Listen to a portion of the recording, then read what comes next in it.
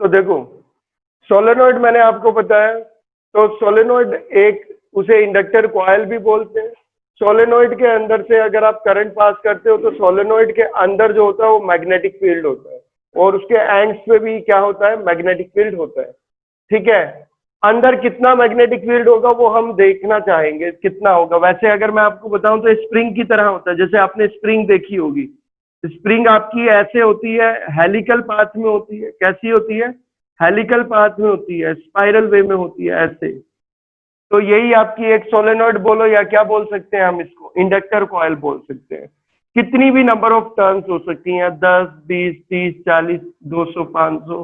ठीक है, तो मैं एक सोलेनोइड ली है ये, तो ये एक सोलेनोइड है। ठीक है, सोलेनोइड क्या होती है? कोई मेटल की वायर होती है, इंसुलेटिंग मेटल की वायर होती है, और आप उसकी किसी और चीज पे आप उसको लपेट दो, जैसे मैं आपको करके दिखाता हूँ। ठीक है, थोड़ा सा जो है, तो जैसे ऐसे कोई वायर है, अगर हम उसको ऐसे ऐसे इस पे लपेटते चले जाए, तो देखो हम इस पे लपेटते चले जा रहे हैं, तो ये क्या बन जाएगा बेटा? ये सोलेनोइड बन जाएगा। कई नंबर ऑफ टर्न्स ले लेते हैं, क्या ले लेते हैं? कई नंबर ऑफ टर्न्स अगर हम ले लेते हैं। ठीक है, इसके अंदर मैग्नेटिक फील्ड होता है, इसके अंदर जो है वो मैग्नेटिक फील्ड होता है। ये ये मैग्नेटिक फील्ड कितना होगा उसकी डेरिवेशन करेंगे।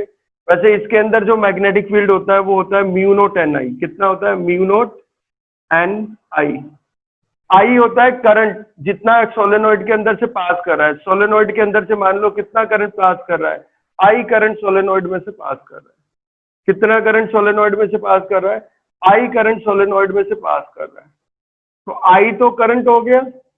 एन होता है number of turns per unit length, पर यूनिट लेंथ के लिए टर्न्स होता है, और म्यू नोट आपको पता ही है। इसकी हम डेरिवेशन करेंगे, अभी देख लेते हैं कितना, यानी अंदर मैग्नेटिक फील्ड होगा। यानी अगर किसी सोलेनोइड के अंदर से अगर आप करंट पास कराते हो, किसी सोलेनोइड के अंदर से अगर आप करंट पास कराते हो, तो करंट उसमें जाएगा। करंट कैसे चलेगा बेटा? हेलिकल पाथ में जाएगा। ठीक है, तो उसके अंदर मैग्नेटिक फील्ड होता है।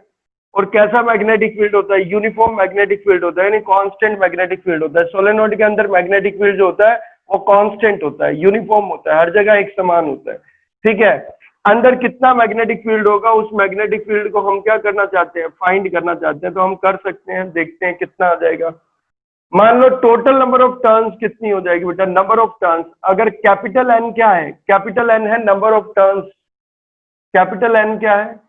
Number of turns. तो नंबर ऑफ टर्न्स आपकी कैपिटल एन है।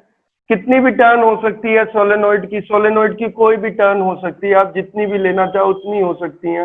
मान लो सोलेनोइड की जो नंबर ऑफ टर्न्स है 100 टर्न्स है। कितनी टर्न्स है? 100 टर्न्स।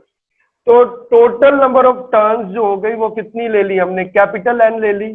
ठीक है, मैं इसको डेरिवेशन न्यूमेरिकल दोनों को साथ साथ की फॉर्म में कराता हूँ। डेरिवेशन में बस अगर मैं वैल्यू नहीं लूंगा तो ये डेरिवेशन हो गई, मैं वैल्यू साथ साथ लेके बताता जाऊंगा, तो समझो साथ साथ डेरिवेशन भी है और न्यूमेरिकल भी है। तो कैपिटल एन क्या होता है बेटा? टोटल नंबर ऑफ टर्न्स होते हैं। मान लो कितनी टर्न्स है? 100 टर्न्स है। कितनी टर्न्स है? 100 टर्न्स है। इसके अंदर से क्या फ्लो कर रहा है बेटा? करंट फ्लो कर रहा है। ये इसके दो टर्मिनल्स हैं, ये दो टर्मिनल हैं सोलेनोइड के, और ये सोलेनोइड के एंड्स होते हैं। ये एक एंड होता है और ये सोलेनोइड का क्या होता है? दूसरा एंड होता है। स्प्रिंग की तरह ही तो होता है, ये स्प्रिंग की तरह ही होता है बेटा। ऐसे बस इंसुलेटिंग वायर होती है, हेलिकल शेप में होती है। इधर ये एक एंड हो जाएगा, इधर ये क्या होता है बेटा? दूसरा एंड होता है। इसके अंदर से अगर करंट फ्लो करता है, इसके अंदर से अगर करंट फ्लो करता है तो अंदर मैग्नेटिक फील्ड होता है। अंदर क्या होता है? इसके अंदर मैग्नेटिक फील्ड होता है। तो इसके अंदर अगर मैं कोई सॉफ्ट आयरन डाल दूंगा तो ये इलेक्ट्रोमैग्नेट बन जाएगी, यानी इसमें सॉफ्ट आयरन डाल दिया मैंने इसके अंदर, तो वो आपकी इलेक्ट्रोमैग्नेट की तरह बिहेव करेगी। ठीक है, तो देखते हैं, इसमें देख लेते हैं अब हम। तो कैपिटल एन है टोटल नंबर ऑफ टर्न्स, आई हो गया, इसमें करंट हो गया, अंदर मैग्नेटिक फील्ड बी है। करंट भी जो भी वैल्यू लेना चाहो तो आप ले सकते हो, मान लो 4 एम्पियर ही ले लिया अभी। ठीक है, 4 एम्पियर ही ले लिया। अब देखो एक और चीज समझते हैं, इसमें ना हमें बायट सावर्ट लॉ लगाना होता है, तो हम इसमें बायट सावर्ट लॉ ही लगाते हैं। तो बायट सावर्ट लॉ लगाने के लिए हम एक काम करते हैं, मान लो सोलेनोइड की अपनी लेंथ भी होगी, तो सोलेनोइड की जो टोटल लेंथ होगी, सोलेनोइड की जो टोटल लेंथ होती है वो कितनी होती है? अभी वैल्यू हटा देते हैं। सोलेनोइड की जो टोटल लेंथ है, टोटल लेंथ सोलेनोइड की कितनी होती है बेटा? टोटल लेंथ सोलेनोइड की एल है, क्या स्मॉल एल ले लिया मैंने, ये लेंथ ऑफ द सोलेनोइड हो गई, यहां से लेके यहां तक की लेंथ है, दोनों एंड्स के बीच की लेंथ है। सोलेनोइड की जो भी लेंथ हो 10 सेंटीमीटर 20 सेंटीमीटर, तो ये सोलेनोइड की क्या होती है? लेंथ होती है। तो L length of the solenoid हो गई। तो लेंथ ऑफ द सोलेनोइड हो गई। तो एक होता है स्मॉल एन, स्मॉल एन होता है capital N by L, capital N by L, यानी total number of turns, total number of turns upon में length of the solenoid, upon में लेंथ ऑफ द सोलेनोइड। तो ये आपकी क्या होती है? स्मॉल एन बोलते हैं, इसे बोलते हैं number of turns per unit length, number of turns, number of turns per unit length, पर यूनिट लेंथ। यूनिट लेंथ की में कितनी टर्न्स आती हैं, यूनिट लेंथ में कितनी टर्न्स आती हैं? तो मैंने आपको बताया एन है, एल है और स्मॉल एन है। कैपिटल एन तो है आपका टोटल नंबर ऑफ टर्न्स, क्या है? Total number of turns of the solenoid, total number of turns of the solenoid. L जो है वो क्या है? Total length of the solenoid है। और एन होता है, एन को बोलते हैं नंबर, स्मॉल एन को, ये जो स्मॉल एन है ये क्या है? स्मॉल एन है number of turns per unit length. क्या है? स्मॉल एन जो है वो क्या है? Number of turns per unit length. क्या हो जाएगा ये होता है total number of turns upon में क्या होता है बेटा? Length of the solenoid, length of the solenoid, तो लेंथ ऑफ द सोलेनोइड। तो देखो ऐसे है, ऐसे इसकी नंबर ऑफ टर्न्स ऐसे घुमा रहे हैं, तो क्या है भाई? ये सोलेनोइड बन रहा है ना, खूब सारी नंबर ऑफ टर्न्स होती जा रही है ना, ये नंबर ऑफ टर्न्स हो गई। तो ये नंबर ऑफ टर्न्स है, ठीक है, ये इस तरीके से नंबर ऑफ टर्न्स हो गई। तो अगर ऐसे ही होता है, अगर सिर्फ ऐसे है, ये सोफ्ट आयरन जो ये मार्कर दिख रहा है, अगर ये मार्कर नहीं होता, अगर ये मार्कर नहीं होता और ये सॉफ्ट आयरन का होता, यानी मार्कर की जगह क्या होता? सॉफ्ट आयरन होता, कोई पैरोमैग्नेटिक मटेरियल होता, तो हम इसको इलेक्ट्रोमैग्नेट बोलते हैं। अब अगर मैं इसको मार्कर को हटा लूं, अब देखो, अब जो ये मिला है, अब जो मिला है ये क्या था? अब जो मिला था वो क्या था आपका? वो लूप था। वो क्या था? लूप था। तो ऐसे सोलेनोइड ही था, ठीक है, और उसमें कई नंबर ऑफ टर्न्स थे, कई लूप बने हुए थे, ऐसे था। तो मान लो मैंने क्या किया, एक लूप इसमें कंसीडर किया, ये अभी मैंने जो है सोलेनोइड ही लिया है और मैंने इसके अंदर से ऐसे फिंगर डाल दी, ये तो ऐसे एक लूप ले लिया। तो इस लूप के अंदर से देखो क्या है, इस लूप ने कितनी टर्न्स कंसीडर कर ली, 1 2 3 4, इसके अंदर आ गई। तो ऐसे बहुत सारी हो सकती हैं। अगर अभी स्पाइरल नहीं है, होता मैं दिखाऊंगा अगली क्लास में, हो सकता है रखूंगा, बता दूंगा। अभी समझ लो कि यानी मैंने पूरे को लूप के अंदर नहीं लिया, मैंने सिर्फ ये समझो इस 4 के अंदर से ही क्या हुआ, ये 4 कॉइल को ही लूप के अंदर ले लिया, बाकी छोड़ दिए। तो पी क्यू आर एस जो आपका स्क्वायर या रेक्टेंगुलर लूप है, उसमें से कितनी टर्न्स जा रही हैं, उसमें से वायर की मान लो कितनी टर्न्स है? 4 टर्न्स है। तो हम उसे 4 भी हो सकती हैं, 6 भी हो सकती हैं। तो नंबर ऑफ टर्न्स जो लूप के अंदर से पास कर रही है उसको हमने ले लिया कैपिटल एन। कैपिटल एन क्या है? नंबर ऑफ टर्न्स जो किसके अंदर है? वायर की नंबर ऑफ टर्न्स जो किसके अंदर है? लूप के अंदर है।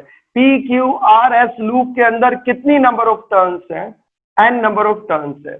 पी क्यू की लेंथ कितनी है? पी क्यू की लेंथ एल है। पी क्यू की लेंथ कितनी है? पी क्यू की लेंथ एल है। ये हो गया। अब देखो एक और चीज, क्योंकि ये करंट कैरिंग सोलेनोइड है तो इसके अंदर मैग्नेटिक फील्ड होगा, इसके अंदर मैग्नेटिक फील्ड होगा। तो इसके अंदर मैग्नेटिक फील्ड जो होगा वो इधर की तरफ होगा, मैग्नेटिक फील्ड जो होगा इधर की तरफ है। मान लो आप निकालना चाहो तो वैसे मैग्नेटिक फील्ड निकाल सकते हो। तो ऐसे जा रहा है, ये क्लॉकवाइज की तरह जा रहा है, तो क्लॉकवाइज की तरह जा रहा है तो मैग्नेटिक फील्ड इधर आ सकता है, ऐसे आएगा। देखो ये फिंगर ली, क्लॉकवाइज घूम रहा है, कैसे घूम रहा है? क्लॉकवाइज घूम रहा है तो इधर है। अगर एंटी क्लॉकवाइज घूम रहा होता तो उधर होता मैग्नेटिक फील्ड। तो अभी देखो ऐसे है, देखो किसी वायर को आप ऐसे भी लपेट सकते हो, क्लॉकवाइज वे में भी लपेट सकते हो, और किसी कॉइल को आप एंटी क्लॉकवाइज के वे में भी लपेट सकते थे ना। तो अगर वायर ऐसे ही है, क्लॉकवाइज घूमी हुई है, हेलिकल पाथ में क्लॉकवाइज घूमी हुई है और उसमें क्लॉकवाइज की तरह करंट फ्लो कर रहा है, तो मैग्नेटिक फील्ड इधर हो जाएगा, तो मैग्नेटिक फील्ड इधर हो जाएगा, तो मैग्नेटिक फील्ड इधर हो जाएगा। अगर इसमें एंटी क्लॉकवाइज की तरीके से होता है, यानी ऐसे लपेट रखा होता कॉइल को ऐसे लपेट रखा होता, एंटी क्लॉकवाइज के तरीके में लपेटा हुआ होता, तो मैग्नेटिक फील्ड इधर हो जाता, तो मैग्नेटिक फील्ड इधर हो जाता। तो मैं एक बार जल्दी से फिगर दोबारा से जल्दी से बनाता हूँ, ठीक है? तो डेरिवेशन करते हैं, बड़ा सिंपल है, फिगर समझ आ गई तो ये आ जाएगा। तो मैं समझाता हूँ जल्दी से। देखो हाथ को देखना कैसे मैं लपेट रहा हूँ, वही ध्यान देना।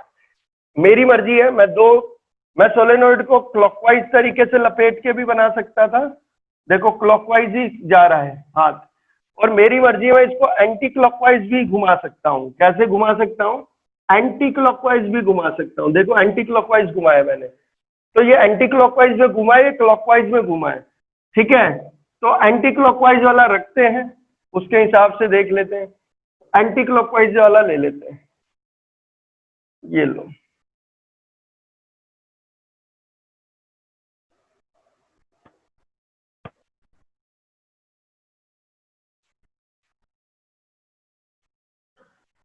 तो ये एंटी क्लॉकवाइज मैंने ले लिया, इस तरीके से एंटी क्लॉकवाइज है।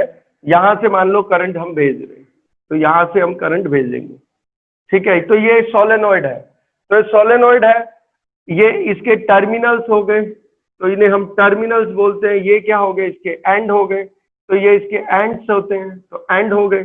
ये इसकी टोटल लेंथ को आप कैपिटल एल भी ले सकते हो, तो टोटल लेंथ को कैपिटल एल भी ले सकते हो, कोई भी ले लो अभी हम, ठीक है? और स्मॉल एल भी ले सकते हो, तो हमें उससे मतलब नहीं, टोटल लेंथ से अभी मतलब नहीं है, क्योंकि नंबर ऑफ टर्न्स पर इट लेंथ तो चाहे कैसे भी निकालो सेम आती है।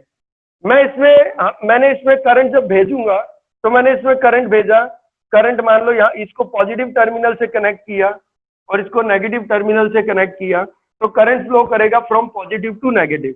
लेकिन क्योंकि लूप कैसे है? हेलिकल पाथ में है, तो करंट भी हेलिकल पाथ में ही मूव करेगा, फ्लो करेगा और एंटी क्लॉकवाइज मूव करेगा। कैसे मूव करेगा? एंटी क्लॉकवाइज वो मूव करेगा, तो करंट एंटी क्लॉकवाइज मूव करता जा रहा है, ऐसे ऐसे ऐसे एंटी क्लॉकवाइज मूव करके यहां से करंट आ जाएगा बाहर, इस तरीके से आएगा, ठीक है? मैग्नेटिक फील्ड किधर होगा?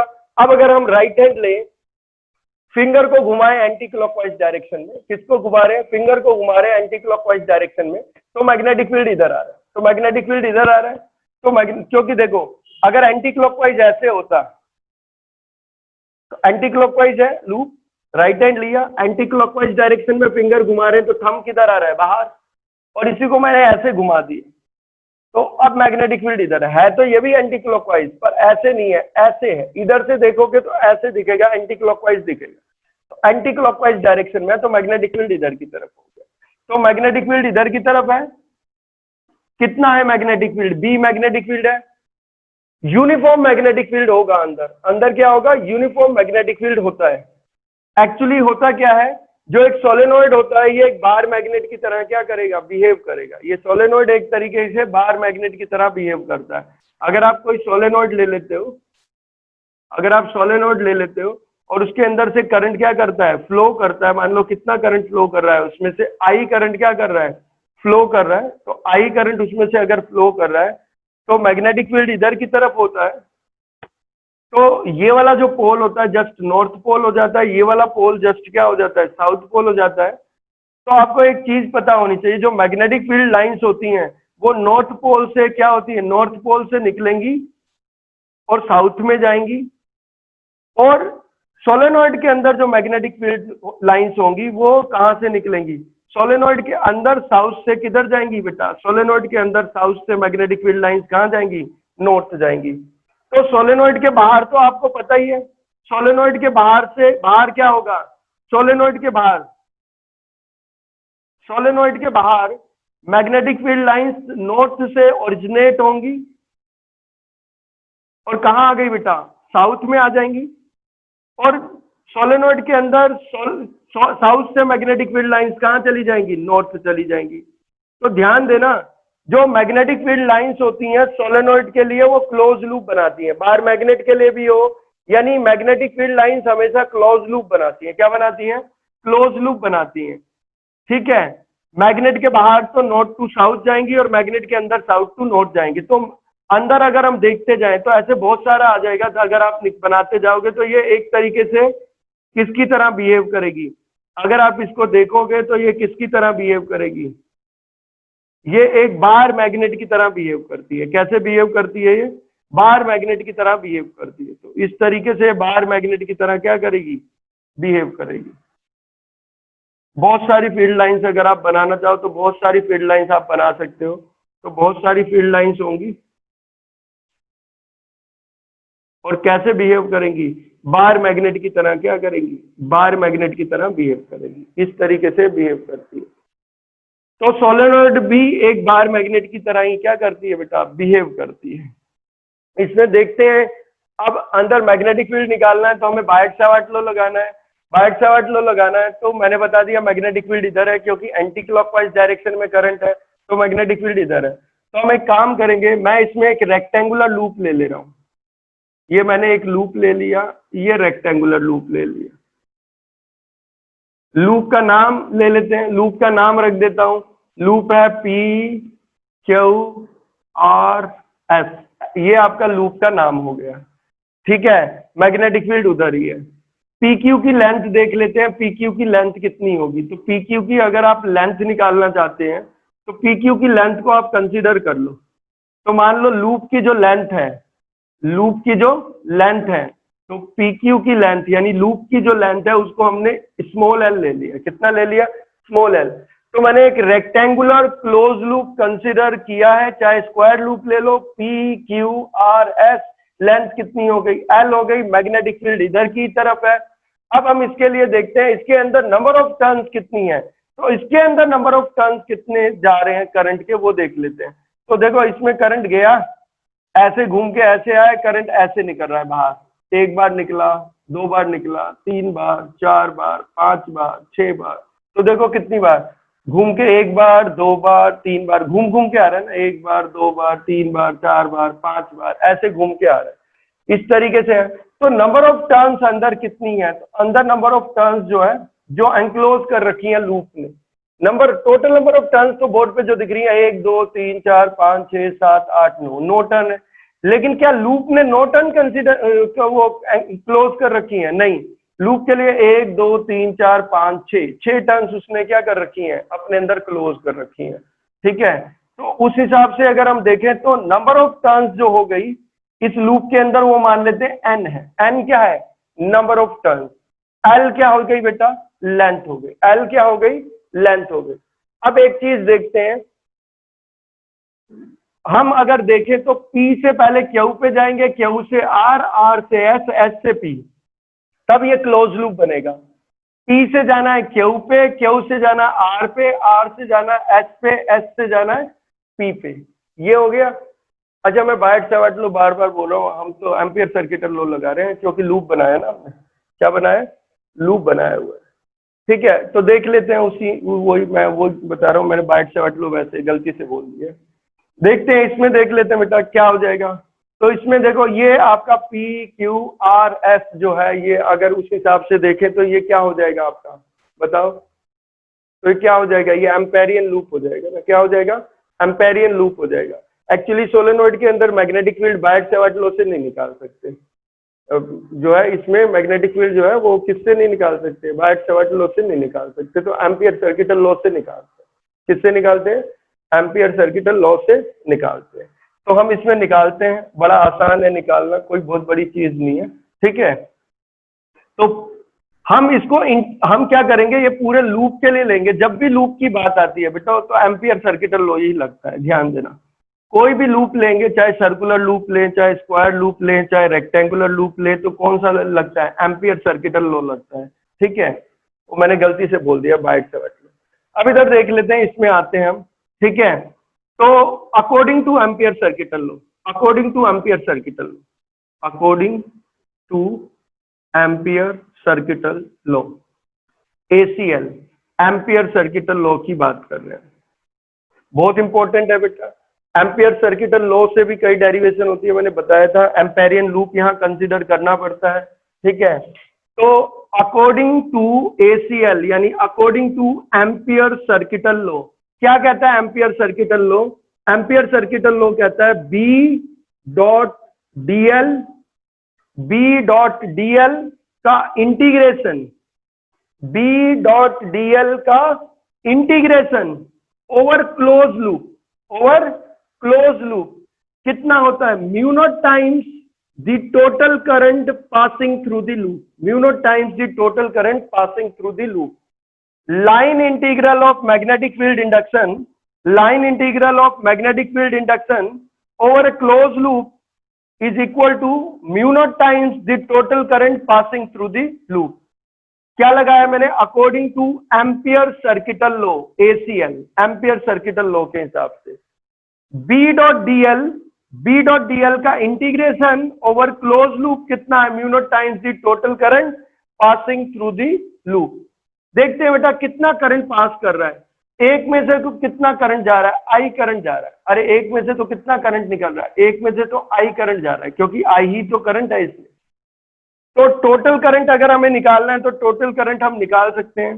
जो टोटल करंट होता है वो कितना होता है? मान लो इसमें से दो ही लूप बाहर निकले होते, 2 बार करंट बाहर निकला होता तो I के कितने टाइम्स होता? 2 टाइम्स। 3 बार निकला होता तो I के कितने टाइम्स होता? 3 टाइम्स। लेकिन अभी ध्यान दो कितने बार निकला है? 1 बार, 2 बार, 3 बार, 4, 5, 6 बार निकला है। तो कितने टाइम्स हो जाएगा? 6 टाइम्स हो जाएगा। अरे कितने टाइम्स हो जाएगा? 6 टाइम्स हो जाएगा। तो कितने भी हो सकते हैं। तो 6 क्या है यहाँ पे? नंबर ऑफ टर्न्स है। तो हमने number of turns general formula निकाल रहे हैं, तो नंबर ऑफ टर्न्स हमने कितनी ले ली? n ले ली। कितनी ले ली? n ले ली। तो टोटल करंट जो है वो कितने टाइम्स हो जाएगा? I के n टाइम्स हो जाएगा। भाई n क्या है? नंबर ऑफ टर्न्स जो लूप के अंदर से पास कर रही है, जो लूप के अंदर से कॉइल की पास कर रही है। तो n नंबर ऑफ टर्न्स है, I करंट है। एक लूप में एक बार कितना करंट गया? I बार। ऐसे कितनी बार इसमें से पास करेगा वो? तो 6 बार जा रहा है तो 6 टाइम्स I हो जाएगा, 6I हो गया टोटल करंट। 10 बार जा रहा होता तो 10I हो जाता। अभी n ले ले हैं तो कितने टाइम्स हो जाएगा टोटल करंट? n टाइम्स हो जाएगा। क्या हो जाएगा? टोटल करंट हो जाएगा। तो I टोटल कितना हो जाएगा? NI हो जाएगा। कितना हो जाएगा? NI हो जाएगा। ये आ गया। अब एक और चीज है बेटा, अगर हम देखें तो हम निकाल भी सकते हैं इसको, हम ये भी निकाल सकते हैं B.dl हम निकाल भी सकते हैं, हम इंटीग्रेट कर सकते हैं। भाई अब कहोगे सर्कुलर में तो एक बार में इंटीग्रेशन हो जाता था। अगर आपके पास जो लूप होता था जिसे हम एम्पेरियन लूप बोलते थे, एम्पियर सर्किटल लॉ में जो आप क्लोज लूप लेते हो उसको एम्पेरियन लूप बोलते हो। अगर एम्पेरियन लूप आपका सर्कुलर होता है तो इंटीग्रेशन एक बार में ही हो जाएगा। रेक्टेंगुलर है तो आपको स्प्लिट करके इंटीग्रेशन करना पड़ेगा, P से Q तक, Q से R, R से S, S से P तक। तो देखो क्या हो जाएगा? B.dl का इंटीग्रेशन कितना हो जाएगा? ये कितना होगा? आप इसको बारी बारी से इंटीग्रेट करो। तो आप P से Q पे जा रहे हो, Q से R पे जा रहे हो, R से S पे, S से P पे, P से Q पे जा रहे हो तो dl की डायरेक्शन इधर ही होगी। ये dl हो जाएगा। ये आप इसी में एक dl ले लो, एक छोटा सा इसका टुकड़ा ले लो। P से Q तक, PQ की टोटल लेंथ कितनी है भाई? अरे PQ की टोटल लेंथ कितनी ली है मैंने? L ली है। तो इस छोटे से टुकड़े की लेंथ कितनी होगी? dl हो जाएगी। कितनी हो जाएगी? dl हो जाएगी। फिर Q से R तक, यहाँ पे भी एक क्या ले लोगे? यहाँ पे भी एक एलिमेंट ले लोगे, ऊपर की तरफ एलिमेंट ले लोगे। ये भी क्या होगा? dl। फिर R से S तक इधर ही एक एलिमेंट आ जाएगा, ये एक एलिमेंट ले लोगे। कितना हो जाएगा? यहाँ से यहाँ तक का एक एलिमेंट ले लोगे।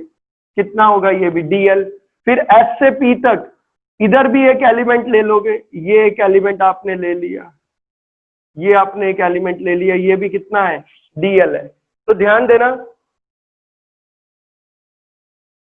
P से Q तक की लेंथ आपकी L है, तो इसका एक छोटा सा हमने क्या ले लिया? एलिमेंट ले लिया। कितनी लेंथ का? dl। किधर की तरफ होगी उसकी डायरेक्शन? P से Q की। Q से R तक जा रहे हैं तो उसके लिए dl किधर होगा? ऊपर। R से S पे जा रहे हैं तो उसके लिए dl इधर होगा। S से P पे आ रहे हैं तो dl नीचे होगा।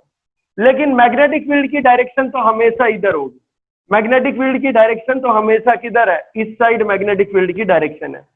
तो हम इसको बारी बारी से इंटीग्रेट करेंगे, यानी B डॉट डीएल का इंटीग्रेशन कहां से कहां तक करेंगे, पहले P से करेंगे Q तक, तो P से करेंगे कहां तक, Q तक, प्लस फिर दोबारा B डॉट डीएल का इंटीग्रेशन करेंगे, फिर कहां से कहां तक इंटीग्रेशन करेंगे, Q से R तक, तो Q से R तक, प्लस फिर वही, फिर दोबारा इंटीग्रेशन करेंगे B डॉट डीएल का, तो B डॉट डीएल का फिर से इंटीग्रेशन करना है, यानी हमें बार बार करना है, कहां से कहां तक, पहले P से Q तक, फिर Q से R, फिर R से S, फिर S से P, ये है। तो टोटल तो पूरे लूप के लिए हमने देखा था B डॉट डीएल का जो हम इंटीग्रेशन कर रहे हैं ओवर क्लोज लूप PQRS, तो इसका मतलब ओवर क्लोज लूप वो कितना है, वो है B dot DL, B dot DL, B dot DL, B dot dl 4 बार है। पहले B डॉट डीएल का इंटीग्रेशन करेंगे कहां से कहां तक, P से Q तक, तो P से Q तक, प्लस फिर इंटीग्रेशन करेंगे B डॉट डीएल का कहां से कहां तक, Q से R तक, दोबारा B डॉट डीएल का इंटीग्रेशन करना है कहां से कहां तक, Q से R तक, तो Q से R तक, प्लस फिर B डॉट डीएल का इंटीग्रेशन करेंगे कहां से कहां तक, R से S तक, फिर कहां से कहां तक करेंगे, R से S तक, प्लस फिर B डॉट डीएल का इंटीग्रेशन करेंगे S से P तक, तो फिर इंटीग्रेशन करेंगे कहां से कहां तक, S से P तक, तब जाके आपका लूप कंप्लीट होगा। तो B डॉट डीएल का इंटीग्रेशन कर रहे हैं 4 बार, P से Q तक, Q से R तक, R से S तक, S से P तक। तो B डॉट डीएल का इंटीग्रेशन किया P टू Q, फिर B डॉट डीएल का इंटीग्रेशन किया Q टू R, फिर B डॉट डीएल का इंटीग्रेशन किया R टू S, फिर B डॉट डीएल का इंटीग्रेशन किया S टू P, तब आपका लूप कंप्लीट होगा। सबका ऐड कर दिया तो क्या आ गया, टोटल इंटीग्रेशन आ गया, टोटल इंटीग्रेशन आ गया। B डॉट डीएल का हम इंटीग्रेशन कर रहे हैं P से Q तक, फिर B डॉट डीएल का इंटीग्रेशन Q से R तक, फिर B डॉट डीएल का इंटीग्रेशन Q R से S तक, फिर B डॉट डीएल का इंटीग्रेशन S से P तक, और फिर सबका ऐड कर देंगे, सम कर देंगे, तो पूरे लूप के लिए इंटीग्रेशन हो जाएगा। तब पूरे लूप के लिए B डॉट डीएल का इंटीग्रेशन आ गया पूरे लूप के लिए, और पूरा लूप आपका क्लोज लूप है। कौन से लूप की बात आ गई, PQRS की बात आ गई। ये है, देखते हैं बेटा, करते हैं अब ये इंटीग्रेशन ही हम सॉल्व करते हैं, ये इंटीग्रेशन ही करते हैं, ठीक है। तो इंटीग्रेशन करते हैं, इसको मैं यहां लिख देता हूं, ये हमने पहले से ही निकाल के बैठे थे, ये वैल्यू तो हमने पहले से ही निकाली थी कि B डॉट डीएल का इंटीग्रेशन जो होता है over close loop according to Ampere circuital law, वो होता था mu naught times the total current passing through the loop, mu naught times the total current passing through the loop. और हमने देखा था जो टोटल करंट था वो कितना था, वो करंट के कितने टाइम्स था, n टाइम्स था। कितने टाइम्स था, n टाइम्स था। और n क्या था, नंबर ऑफ टर्न्स जो लूप के अंदर है, नंबर ऑफ टर्न्स जो लूप के अंदर है। तो ये हमारी तो एम्पियर सर्किटल लॉ से फर्स्ट इक्वेशन आ गई थी ऐसे। इसको अब हम बारी बारी करते चले जाते हैं, तो करते हैं, इसको इंटीग्रेट करते चले जाते हैं। तो देखते हैं बेटा, इंटीग्रेशन B डॉट डीएल कितना आएगा, इंटीग्रेशन P से Q तक B dot dl plus integration B dot DL Q से R तक प्लस इंटीग्रेशन R से S तक B dot dl plus integration B dot DL S से P तक। वैल्यू डालते जाते हैं बेटा। मैग्नेटिक फील्ड P से Q तक, तो P से Q तक सोलेनोइड के अंदर हुआ, P से लेके कहां तक, Q तक आप सोलेनोइड के अंदर है। तो डीएल की डायरेक्शन किधर होगी, जो डीएल की डायरेक्शन होगी वो किधर होगी, वो होगी पी टू क्यू, और मैग्नेटिक फील्ड की डायरेक्शन भी उधर ही है भाई। मैग्नेटिक फील्ड की डायरेक्शन भी किधर है, लेफ्ट टू राइट, और पी क्यू की डायरेक्शन भी क्या है, पी टू क्यू। तो यहां पे क्या हो जाएगा, B DL cos theta, theta कितना आ जाएगा, पी क्यू में जो डीएल एलिमेंट है उसकी भी डायरेक्शन पी टू क्यू, और मैग्नेटिक फील्ड की भी डायरेक्शन पी टू क्यू। तो थीटा कितना आ जाएगा, थीटा आ जाएगा 0। कितना आ जाएगा, 0। और cos 0 कितना होता है बेटा, 1 होता है। ये आ गया, ये तो यहां के लिए आ गया। अब यहां की बात करते हैं। देखो यहां क्यू से आर डीएल ऊपर है, लेकिन मैग्नेटिक फील्ड तो बाहर ही है। डीएल की डायरेक्शन किधर आ रही है भाई, डीएल ऊपर की तरफ आ रहा है, पर मैग्नेटिक फील्ड किधर आ रहा है बेटा, मैग्नेटिक फील्ड तो बाहर ही आ रहा है। तो मैग्नेटिक फील्ड तो बाहर ही आ रहा है। तो देखो डीएल ऊपर आ रहा है, डीएल ऊपर आ रहा है, मैग्नेटिक फील्ड बाहर आ रहा है इधर की तरफ, यानी मैग्नेटिक फील्ड की डायरेक्शन आएगी left to right. Magnetic field की डायरेक्शन है लेफ्ट टू राइट, ये मैग्नेटिक फील्ड की डायरेक्शन है। और डीएल की डायरेक्शन किधर है, ऊपर की तरफ। तो दोनों के बीच में कितना हो गया एंगल, दोनों के बीच में एंगल कितना हो गया, 90 हो। कितना हो गया, क्योंकि डीएल जो होगा एलिमेंट की डायरेक्शन हो गई क्यू से आर, ऊपर की तरफ हो गई एलिमेंट की डायरेक्शन, और मैग्नेटिक फील्ड की डायरेक्शन लेफ्ट टू राइट है। तो दोनों एक दूसरे के परपेंडिकुलर हो गए। तो अब कितना आ जाएगा, क्यू से आर तक क्या होगा, बी डॉट डीएल होगा, बी डीएल कॉस थीटा। अब मैग्नेटिक फील्ड इधर है लेफ्ट टू राइट, और डीएल ऊपर है क्यू टू आर, तो एक दूसरे के परपेंडिकुलर है। तो थीटा कितना हो गया, 90। कॉस 90 कितना होता है बेटा, कॉस 90 0 होता है। कॉस 90 0 होता है, तो ये पूरा क्या हो गया बेटा, ये पूरा 0 हो गया। क्या हो गया, 0 हो गया। अब आते हैं, अब आगे चलते हैं। अब जा रहे हैं बेटा आर से एस पे, किधर, आर से एस पे। तो आर से एस पे देखो, ध्यान देना, सोलेनोइड के जस्ट बाहर मैग्नेटिक फील्ड 0 होता है, ये ध्यान देना। सोलेनोइड के जस्ट बाहर कोई मैग्नेटिक फील्ड लाइंस होती नहीं है। तो अगर लंबी सोलेनोइड है, आइडियल सोलेनोइड है, तो जस्ट बाहर मैग्नेटिक फील्ड 0 होता है। तो जस्ट बाहर ही मैग्नेटिक फील्ड क्या हो जाएगा, सोलेनोइड के 0 होगा। अंदर तो है, जस्ट बाहर मैग्नेटिक फील्ड 0 है। तो यहाँ पे एस से आर, आर से एस वाली जो है, यहाँ मैग्नेटिक फील्ड 0 है, तो यहाँ मैग्नेटिक फील्ड ही 0 हो गया। तो मैग्नेटिक फील्ड ही 0 है, तो ये पूरा क्या हो जाएगा, 0 हो जाएगा। कहां से कहां तक, आर से एस तक। आर से एस तक जो है वो जस्ट बाहर मैग्नेटिक फील्ड क्या होता है, 0 होता है, इसलिए पूरा 0 हो गया। अब रह गया प्लस, कहां से कहां तक करना है, एस से पी तक करना है वापस। कहां से कहां तक, एस से पी तक। तो आप इसको इंटीग्रेट कर रहे हो, कहां से कहां तक, एस से पी तक। किसको, बी डॉट डीएल को, बी डॉट डीएल को करते हैं बेटा। डीएल किधर है, नीचे की तरफ है, एस से पी की तरफ। डीएल किधर की तरफ है, नीचे की तरफ है, एस से पी की तरफ। तो डीएल नीचे की तरफ है, एस से पी की तरफ, ये है। तो एस से पी की तरफ डीएल नीचे की तरफ है, और मैग्नेटिक फील्ड उधर की तरफ है। तो दोनों तब भी तो एक दूसरे के परपेंडिकुलर हो गए।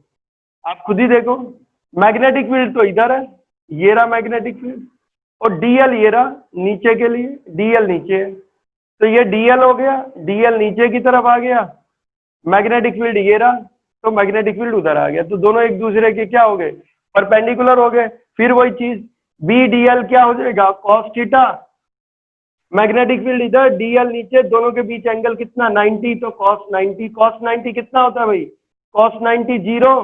तो ये पूरा फिर से क्या हो गया, 0 हो गया। तो ध्यान देना बेटा, ध्यान देना। आपको अगर मैं समझाऊं तो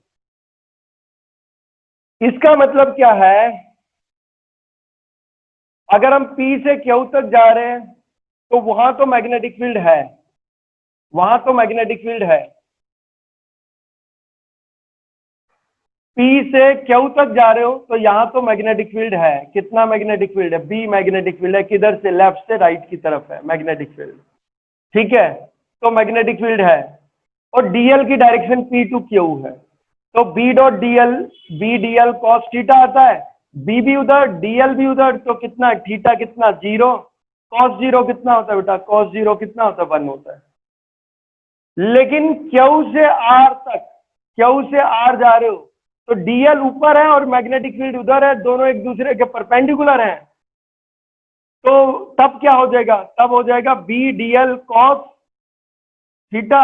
अब थीटा कितना आएगा, डीएल ऊपर मैग्नेटिक फील्ड बाहर, तो थीटा कितना हो जाएगा 90, कॉस 90 कितना होता है 0, इसलिए क्यू से आर तक क्या हो गया, 0 हो गया इंटीग्रेशन। अब आर से एस तक है, आर से एस तक जस्ट बाहर मैग्नेटिक फील्ड कितना होता है, जस्ट बाहर मैग्नेटिक फील्ड 0 होता है सोलेनोइड के, तो जस्ट बाहर ही मैग्नेटिक फील्ड 0 होता है, तो आर से एस तक मैग्नेटिक, आर से एस तक इंटीग्रेशन फिर 0 हो जाएगा।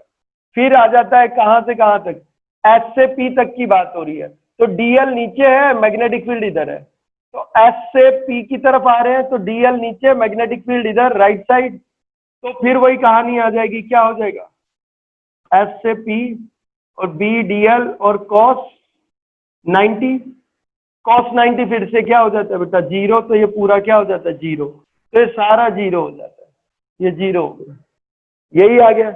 इंटीग्रेट कर लेते हैं बेटा, बी बी डीएल को इंटीग्रेट करना है, पी से क्यू तक इंटीग्रेट करना है, कहां से कहां तक इंटीग्रेट करना है, पी से क्यू तक इंटीग्रेट करना है, कोई बहुत बड़ी चीज नहीं, आप इंटीग्रेट कर सकते हो पी से क्यू तक, हर जगह बेटा मैग्नेटिक फील्ड हर जगह जो यूनिफॉर्म होता है, क्या होता है, यूनिफॉर्म होता है, तो अंदर मैग्नेटिक फील्ड यूनिफॉर्म होता है यानी कांस्टेंट होता है, अंदर जो जस्ट अंदर मैग्नेटिक फील्ड होता है वो कांस्टेंट होता है यानी क्या होता है, यूनिफॉर्म होता है, तो मैग्नेटिक फील्ड तो बाहर आ जाएगा, तो मैग्नेटिक फील्ड बाहर आ गया क्योंकि वो उसका मैग्नीट्यूड और डायरेक्शन सेम रहेगी, तो कांस्टेंट है, यूनिफॉर्म है। आप डीएल को इंटीग्रेट करोगे, किसको इंटीग्रेट करोगे, डीएल, हमने देखा था ना, बी डॉट डीएल था पी से क्यू तक का, ये डॉट प्रोडक्ट हटाएंगे तो क्या आ रहा था, कॉस थीटा आ रहा था, डीएल भी उधर था, बी भी उधर था, तो थीटा कितना था 0 था, कॉस 0 कितना था 1 था। अब पी से क्यू तक हर जगह मैग्नेटिक फील्ड क्या है, कांस्टेंट है, यूनिफॉर्म है, तो मैग्नेटिक फील्ड बाहर आ जाएगा, तो मैग्नेटिक फील्ड बाहर आ गया। इंटीग्रेशन करेंगे, किसका इंटीग्रेशन करेंगे, इंटीग्रेशन करेंगे किसका, डीएल को इंटीग्रेट करो बेटा, डीएल को पी से क्यू तक इंटीग्रेट करोगे तो टोटल लेंथ आ जाएगी एल आ जाएगी, टोटल लेंथ आ जाएगी क्या, एल आ जाएगी, तो ये एल लेंथ आ गई, एल लेंथ आ गई, तो ये एल लेंथ आ गई, तो ये सेकंड आ गया, ये सेकंड इक्वेशन। तो बी डॉट डीएल का पूरे क्लोज लूप के लिए इंटीग्रेशन जो आया वो बी इंटू एल आया, बी इंटू एल आया, और एम्पियर सर्किटल लॉ के हिसाब से बी डॉट डीएल का इंटीग्रेशन ओवर क्लोज लूप जो आ रहा था वो आ रहा था mu naught times the total current passing through the loop according to Ampere circuital law.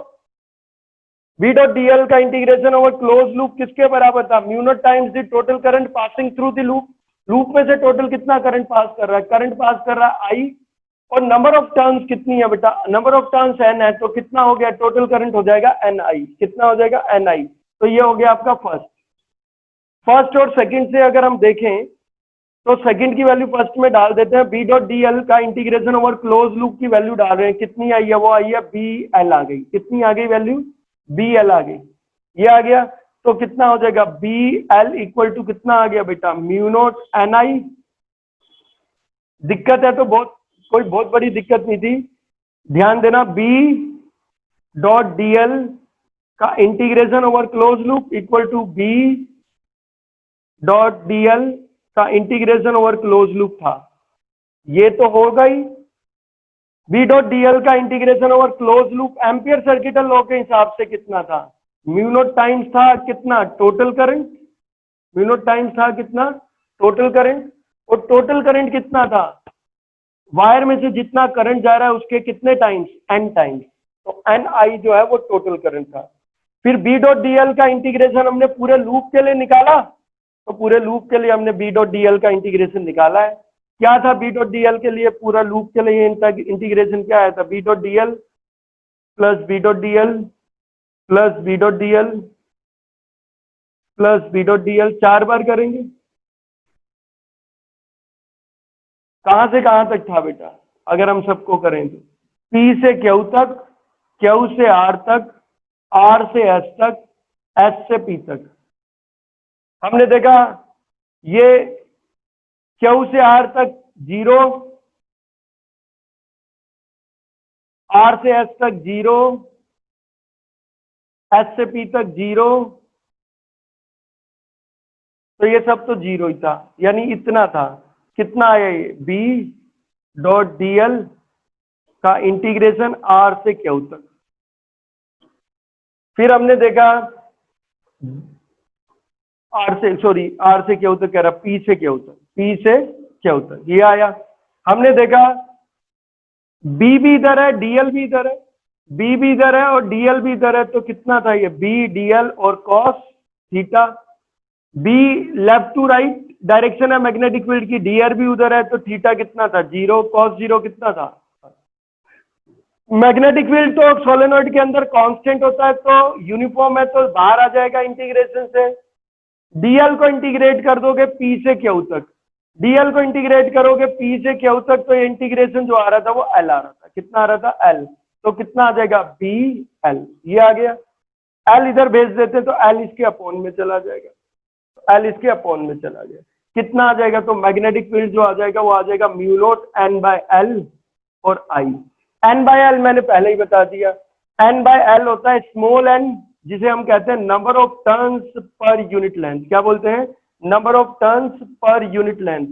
Small N होता है N by L, number of turns upon में length, number of turns upon में लेंथ। क्या बोलते हैं, number of turns per unit length. तो इतना magnetic field होता है। किसके अंदर मैग्नेटिक फील्ड होता है, ये सोलेनॉइड के अंदर मैग्नेटिक फील्ड होता है। तो सोलेनॉइड के अंदर जो मैग्नेटिक फील्ड होता है वो कितना होता है, म्यू नॉट एन आई होता है, ये मैग्नेटिक फील्ड होता है। एन को हम एन बाय एल भी लिख सकते हैं, नंबर ऑफ टर्न्स अपॉन में लेंथ, या हम स्मॉल एन भी ले सकते हैं, ये है। और मैग्नेटिक फील्ड जो होता है वो कांस्टेंट होता है अंदर। क्या होता है, कांस्टेंट होता है। एंड्स पे कितना होता है बेटा, एंड्स पे कितना होता है मैग्नेटिक फील्ड, एंड्स पे कितना होता है, तो एंड्स पे जितना अंदर होता है और जितना बाहर होता है, जस्ट अंदर जो भी है वो कांस्टेंट है, जस्ट अंदर 0 नहीं है। जस्ट अंदर कितना है, सोलेनॉइड के जस्ट अंदर जो मैग्नेटिक फील्ड है वो म्यू नॉट एन आई है और वो 0 नहीं है। जस्ट बाहर मैग्नेटिक फील्ड जो है, मान लो जस्ट बाहर जो मैग्नेटिक फील्ड है वो 0 होता है। वो कितना होता है, वो 0 होता है। तो इसको बी माना, तो इसको बी डैश मान ले रहा हूँ। क्या मान ले रहा हूँ, बी डैश, जस्ट बाहर। तो एंड्स पे कितना होगा, तो एंड्स पे ये एंड आ गए, ये एंड है, ये एंड है, तो एंड्स पे मैग्नेटिक फील्ड कितना होगा। तो एंड्स पे जो मैग्नेटिक फील्ड होता है वो जितना अंदर है और जितना जस्ट बाहर है उसका एवरेज होता है। तो मैग्नेटिक फील्ड जो एंड्स पे होता है वो कितना होता है, जस्ट अंदर मैग्नेटिक फील्ड कितना है बी, और जस्ट बाहर कितना है बी डैश, तो होगा बी प्लस बी डैश का हाफ। ये एवरेज होता है। कितना होता है, एवरेज होता है। तो एवरेज होता है, यानी एंड्स पे जो मैग्नेटिक फील्ड होता है, किस पे, एंड्स पे जो मैग्नेटिक फील्ड होता है वो जस्ट अंदर जो मैग्नेटिक फील्ड है कितना बी, प्लस जस्ट बाहर जो मैग्नेटिक फील्ड है कितना बी डैश, उनका एवरेज होता है। जस्ट बाहर मैग्नेटिक फील्ड कितना है, जस्ट बाहर मैग्नेटिक फील्ड बी डैश है, वो तो कितना है 0 है, तो उसे तो हटा दो। जस्ट अंदर मैग्नेटिक फील्ड कितना है म्यू नॉट एन आई। तो एंड्स पे जो मैग्नेटिक फील्ड होता है वो कितना होता है, वो जितना अंदर होता है उसका हाफ होता है, जितना अंदर होता है उसका हाफ होता है। तो एंड्स पे जो मैग्नेटिक फील्ड होता है वो अंदर जितना मैग्नेटिक फील्ड है उसका कितना होता है बेटा, वो हाफ होता है। उसका कितना होता है, वो हाफ होता है, क्योंकि म्यू नॉट एन आई का क्या हो गया, ये हाफ ही तो हो गया। तो म्यू नॉट एन आई का क्या हो गया, हाफ हो गया। तो अंदर जितना मैग्नेटिक फील्ड था उसका क्या हो गया, हाफ हो गया। तो एंड्स पे वैसे पूछते नहीं, हमें तो अंदर बताना था। तो जस्ट अंदर जो मैग्नेटिक फील्ड है वो कितना आ गया, म्यू नॉट एन आई। तो मैग्नेटिक फील्ड जो है mu naught N I just अंदर हो गया है। I current in the solenoid है, N number of turns per unit length है जो एन बाय एल होता है। ठीक है, म्यू नॉट, अगर अंदर एयर है तो म्यू नॉट है। अगर मान लो एयर की बजाय कोई और चीज होगी, कोई और मीडियम है, तो उसकी परमिएबिलिटी ले लेंगे। अगर कोई और मीडियम आ जाता है, म्यू की जगह, म्यू नॉट की जगह म्यू आ जाएगा, तब उस मीडियम की परमिएबिलिटी आ गई। अंदर कोई ऑयल है तो परमिएबिलिटी ऑफ ऑयल आ जाएगी। लेकिन अभी तो आपको एयर के लिए करना है, तो तब वो म्यू नॉट नहीं यूज करेंगे, तब परमिएबिलिटी ऑफ ऑयल जो है, परमिएबिलिटी ऑफ मीडियम को म्यू बोलते हैं। तो अभी तो एयर है, तो एयर के लिए तो ये क्या रहेगा, म्यू नॉट ही रहेगा। क्या रहेगा, म्यू नॉट रहेगा। तो ये सोलेनोइड का है। सोलेनोइड के अंदर अगर मैं एक सॉफ्ट आयरन की कोर डाल देता हूँ, तो एक सॉफ्ट आयरन की अगर मैं कोर डाल देता हूँ किसके अंदर, सोलेनोइड के अंदर, तो वो इलेक्ट्रोमैग्नेट बन जाती है। क्या बन जाएगी, इलेक्ट्रोमैग्नेट बन जाएगी, या कोई फेरोमैग्नेटिक। मान लो ये हमारी सोलेनोइड थी, तो ये हमारी सोलेनोइड है, और सोलेनोइड के अंदर मैंने सॉफ्ट आयरन की कोर डाल दी। सोलेनोइड के अंदर मैंने सॉफ्ट आयरन की क्या डाल दी, तो सॉफ्ट आयरन की कोर डाल दी, या किसी फेरोमैग्नेटिक मटेरियल की कोर डाल दी जिसकी परमिएबिलिटी बहुत ज्यादा है, तो मैंने सॉफ्ट आयरन की कोर डाल दी, सॉफ्ट आयरन। तब ये इलेक्ट्रोमैग्नेट बन जाएगी। तब क्या बन जाएगी ये, तब ये इलेक्ट्रोमैग्नेट बन जाएगी। ठीक है, सॉफ्ट आयरन की मैंने क्या डाल दी बेटा, कोर डाल दी। तो क्या हो जाएगा, तब जो अंदर मैग्नेटिक फील्ड होता है वो कितने टाइम्स बढ़ जाएगा, तब वो काफी टाइम्स बढ़ जाता है, तो वो म्यू आर टाइम्स बढ़ जाएगा। म्यू आर होता है रिलेटिव परमिएबिलिटी, म्यू आर होता है mu by mu naught, mu by mu naught. Mu होता है permeability of the medium. Mu क्या होता है बेटा, म्यू होता है परमिएबिलिटी ऑफ द मीडियम। तो सॉफ्ट आयरन डाला है या कोई और फेरोमैग्नेटिक मटेरियल डाला है, तो उसकी परमिएबिलिटी म्यू अपॉन में म्यू नोट क्या है, absolute permeability of free space, यानी एयर की परमिएबिलिटी, उसे कहते हैं रिलेटिव परमिएबिलिटी। तब कितने टाइम्स इंक्रीज कर जाएगा, तब जो मैग्नेटिक फील्ड है, तब जो मैग्नेटिक फील्ड है, ये तो एयर के लिए था, तब कितने टाइम्स मैग्नेटिक फील्ड बढ़ जाएगा, mu R times magnetic field बढ़ जाएगा। अरे कितने टाइम्स मैग्नेटिक फील्ड बढ़ जाएगा, mu R times magnetic field बढ़ जाएगा। और जो म्यू होता है वो होता है mu R into mu naught. क्या होता है, mu R into mu naught. तो mu R into mu naught जो है वही आपका म्यू होता है, वही आपका म्यू होता है। तो म्यू है परमिएबिलिटी ऑफ मीडियम, जो भी मीडियम आपने इंसर्ट कर रखा है सोलेनोइड के अंदर, और वो कितना होगा, mu R times mu naught. तो कितने टाइम्स बढ़ गया बेटा, म्यू आर टाइम्स बढ़ गया। अगर एयर होगी तो कितना था, म्यू नोट एन आई था, लेकिन कोई फेरोमैग्नेटिक मटेरियल डाल दिया तो कितने टाइम्स इंक्रीज कर गया मैग्नेटिक फील्ड अंदर, म्यू आर टाइम्स इंक्रीज कर गया। कितने टाइम्स इंक्रीज कर गया, म्यू आर टाइम्स इंक्रीज कर गया। ठीक है, ये आपका सोलेनोइड का टॉपिक था। अगला आता है एक वेलोसिटी सेलेक्टर है, मैं वो जल्दी से बताता हूँ। फिर इसमें एक टोरोइड है बस, और एक हेलिकल पाथ है, और इस चैप्टर में बस इतना ही था। साइक्लोट्रॉन है नहीं, ये खत्म हो गया। ये सबसे लंबा भी था, मुश्किल भी है। देखते हैं बेटा, अगला आता है वेलोसिटी सेलेक्टर। वेलोसिटी सेलेक्टर,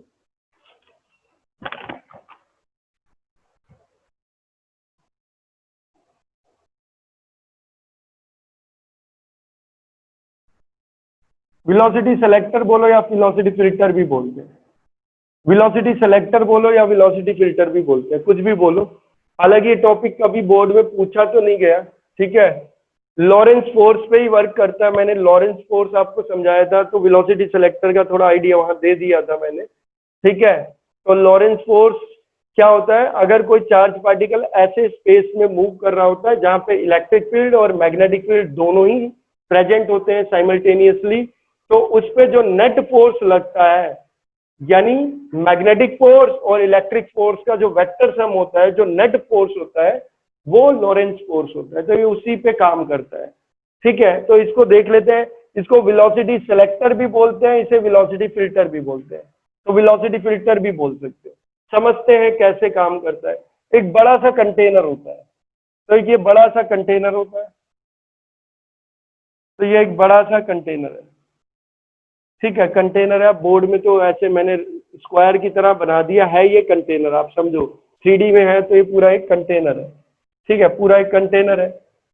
इस कंटेनर में क्या होते हैं बेटा, एकदम आमने सामने दो पिन होल होते हैं, आमने सामने दो होल होते हैं। ठीक है, तो ये होल होते हैं आमने सामने, एक और ये दो। सॉरी, ये होल होते हैं।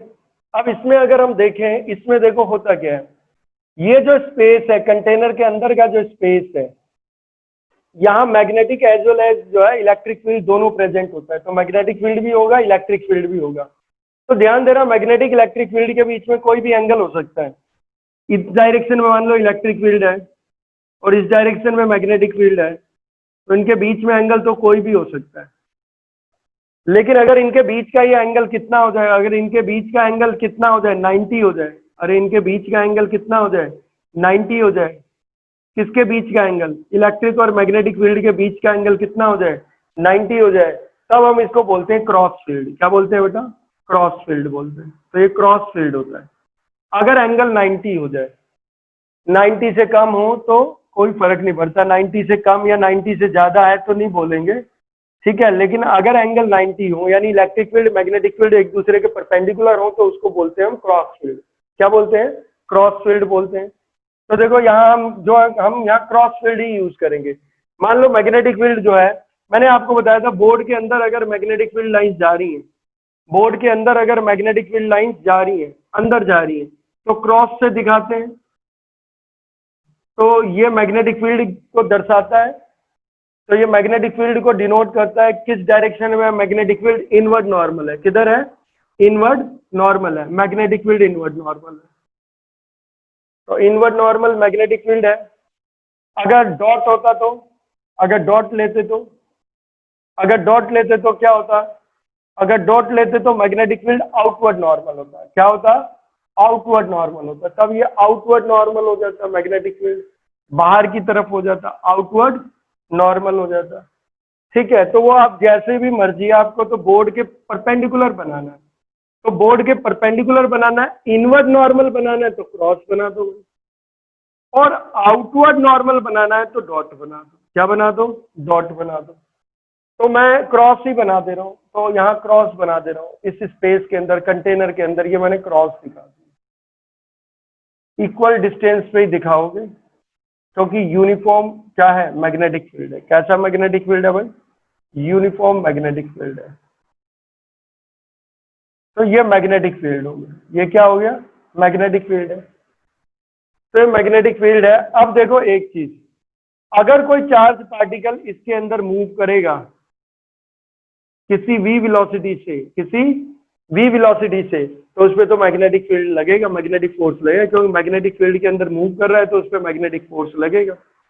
तो मैग्नेटिक फोर्स इस पे किधर लगेगा, तो मैग्नेटिक फोर्स अगर हम देखें तो देखो मैग्नेटिक फील्ड अंदर की तरफ है, वेलोसिटी इधर की तरफ है, ये डस्टर है, वेलोसिटी उधर और मैग्नेटिक फील्ड अंदर। तो हमें पता है क्या होता है बेटा, v क्रॉस b, तो फोर्स किधर होता है, ऊपर। भाई ये तो वेलोसिटी वेक्टर है, तो ये रहा वेलोसिटी वेक्टर, और मैग्नेटिक फील्ड अंदर है, तो मैग्नेटिक फील्ड अंदर है। तो v क्रॉस b, तो फोर्स किधर लगेगा, फोर्स ऊपर लगेगा, तो फोर्स ऊपर लगेगा, तो मैग्नेटिक फोर्स ऊपर लगेगा, तो ये मैग्नेटिक फोर्स होता है, एफ बी बोलते हैं। और इस मैग्नेटिक फोर्स की वजह से क्या होगा, जो पार्टिकल होगा, जो पार्टिकल होगा, फोर्स ऊपर लग रहा है तो पार्टिकल ऐसे डिफ्लेक्ट कर जाएगा, तो पार्टिकल ऐसे डिफ्लेक्ट कर जाएगा, तो यानी पार्टिकल फिर सीधा नहीं निकल पाएगा, पार्टिकल मुड़ गया और पार्टिकल कंटेनर में ही रह जाएगा। किस में रह जाएगा भाई, ये पार्टिकल की ट्रेजेक्ट्री हो गई, पाथ हो गया, अरे पार्टिकल की क्या हो गई, ट्रेजेक्ट्री हो गई, पाथ हो गया, तो ये तो कंटेनर में ही रह जाएगा। तो अगर उसे कंटेनर से बाहर निकलना है तो होल से ही निकलना पड़ेगा, स्पिन होल से ही निकलना पड़ेगा। तो होल से निकलने के लिए तो पार्टिकल पे नेट फोर्स 0 लगना चाहिए। तो इसके अंदर हम एक और फील्ड यूज करते हैं, इसके अंदर हम एक और फील्ड यूज करते हैं। मैग्नेटिक फोर्स लग रहा था, उसने पार्टिकल का पाथ मोड़ दिया ना, तो हम इसके अंदर इलेक्ट्रिक फील्ड भी यूज करेंगे ताकि इलेक्ट्रिक फोर्स भी लगे जो मैग्नेटिक फोर्स को क्या कर सके, बैलेंस कर सके। क्या कर सके, बैलेंस कर सके। तो हम क्या करते हैं, ये कॉपर की प्लेट का बना होता है ये कंटेनर, ऊपर कॉपर और नीचे बाकी इंसुलेटर होता है। ये ऊपर जो होती है किसकी होती है बेटा, कॉपर की प्लेट ले लो या सिल्वर एल्यूमिनियम किसी की कंडक्टर की प्लेट होती है मेटल की, नीचे भी जो होती है मेटल की प्लेट होती है। तो ऊपर वाले को तो मान लो पॉजिटिव से क्या कर दिया हमने, कनेक्ट कर दिया, किससे कनेक्ट कर दिया, पॉजिटिव से कनेक्ट कर दिया, और नीचे वाली जो प्लेट थी उसको हमने नेगेटिव से कनेक्ट कर दिया। किससे कनेक्ट कर दिया, नेगेटिव से कनेक्ट कर दिया, तो ये हमने नेगेटिव से कनेक्ट कर दिया। तो अब देखो इलेक्ट्रिक फील्ड जो होती है उसकी डायरेक्शन होती है पॉजिटिव टू नेगेटिव, तो इलेक्ट्रिक फील्ड की डायरेक्शन आ जाएगी, तो अंदर इलेक्ट्रिक फील्ड आ जाएगा। अंदर जो इलेक्ट्रिक फील्ड होगा वो पॉजिटिव से किधर होगा, नेगेटिव की तरफ होगा। इलेक्ट्रिक फील्ड होगा किस डायरेक्शन में होगा, वर्टिकल डाउनवर्ड डायरेक्शन में होगा। किधर होगा, वर्टिकल डाउनवर्ड डायरेक्शन में होगा इलेक्ट्रिक फील्ड। तो इलेक्ट्रिक फील्ड अब वर्टिकल डाउनवर्ड डायरेक्शन में होगा, ठीक है। पता होना चाहिए, हम दिखा नहीं रहे हैं, हमें याद होना चाहिए कि है भाई नीचे की तरफ है।